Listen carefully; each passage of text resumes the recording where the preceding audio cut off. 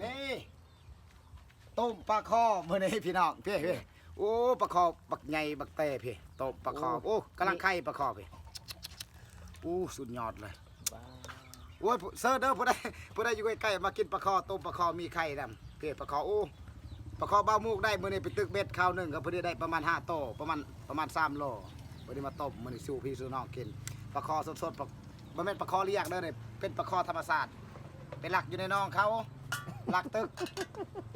พอได้ว่างๆมากินปลาคอได้มั้ยอุปกรณ์กับมื้อนี้ก็เบิ่งซีมก่อนแซ่บอยู่บ่เบิ่งลองก็ได้บ่เนาะเกลือบ่ทันได้ใส่โอ้คักโอ้ใส่เกลือใส่น้ำปลาแดกเป็นนัวใส่แล้วกันนอใส่แล้วใส่เป็นนัวเอกโอ้พี่น้องเอ้ย FC มื้อนี้ก็สุกปากอีกแล้วเป็นนัวสูรสใส่น้อยแซ่บน้อยใส่ลายเด้แซ่บลาย3 บวง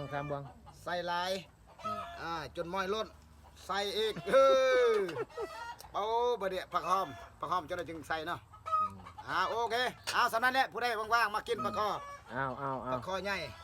โอเค